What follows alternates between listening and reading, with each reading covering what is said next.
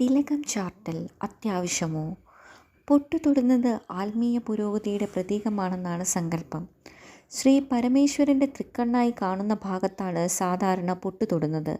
കുങ്കുമമോ ചന്ദനമോ ഭസ്മമോ കുറിയിടുന്നതിന് ഉപയോഗിച്ചു വരുന്നുണ്ട്. ഹൈന്ദവ വിശ്വാസത്തിൻ്റെ ഭാഗമായിട്ടാണ് തിലകം ചാർത്തലിനെ കണ്ടുവരുന്നതെങ്കിലും ഇതിന് മതവിശ്വാസമായി ബന്ധപ്പെട്ടല്ലാതെ തന്നെ വ്യക്തിയിൽ നിർണായക സ്വാധീനം ചെലുത്താൻ കഴിയുന്നുണ്ട്. ഭ്രൂമധ്യം എന്ന മനുഷ്യ ശരീരത്തിലെ 5ാമത്തെ ഊർജ്ജ കേന്ദ്രത്തിലാണ് പൊട്ടിടുന്നത്. ഈ കേന്ദ്രത്തിൽ ദൃഷ്ടിയുറപ്പിച്ചാണ് ഹിപ്നോട്ടിക് നിദ്രയിൽ വിധേയമാക്കുന്നത് തന്നെ.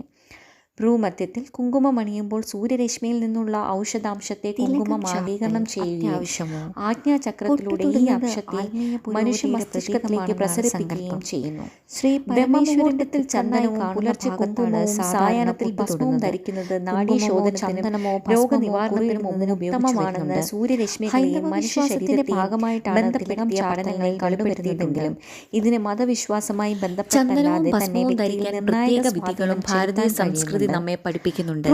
നെറ്റിയിൽ ഓം കേശവായ നമഃ, ഖണ്ഡത്തിൽ ഓം പുരുഷോത്തമായ നമഃ, ഹൃദയത്തിൽ ഓം വൈകുണ്ഠായ നമഃ, നാഭിയിൽ ഓം നാരായണായ നമഃ, പിന്നിൽ ഓം പത്മനാഭായ നമഃ, ഇടതുവശം ഓം വിഷ്ണവേ നമഃ, വലതുവശം ഓം വാമനായ നമഃ, ഇടതു ചെവിയിൽ ഓം യമുനായ നമഃ, വലതു ചെവിയിൽ ഓം ഹരയേ നമഃ, മസ്തകത്തിൽ ഓം ഋഷികേശായ നമഃ, പിൻകഴുത്തിൽ ഓം ദാമോദരായ നമഃ എന്ന സ്മരണ ചെയ്താണ് ചന്ദനം ധരിക്കേണ്ടത്. ഭസ്മമാകട്ടെ രാവിലെ ജലം കുഴച്ചും ഉച്ചയ്ക്ക് ചന്ദനം ചേർത്തും ധരിക്കണം.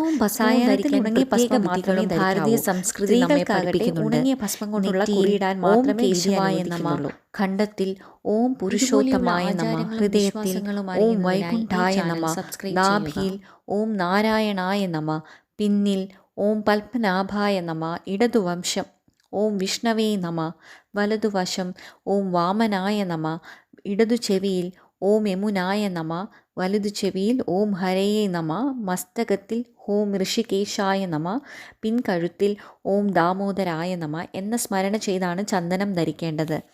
ഭസ്മമാകട്ടെ രാവിലെ ജലം കുഴച്ചും ഉച്ചയ്ക്ക് ചന്ദനം ചേർത്തും ധരിക്കണം. സായാഹ്നത്തിൽ ഉണങ്ങിയ ഭസ്മം മാത്രമേ ധരിക്കാവൂ.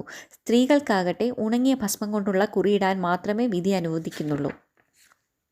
ഇതുപോലെയുള്ള ആചാരങ്ങളും വിശ്വാസങ്ങളും അറിയുന്നതിനായി ഈ ചാനൽ സബ്സ്ക്രൈബ് ചെയ്യുക.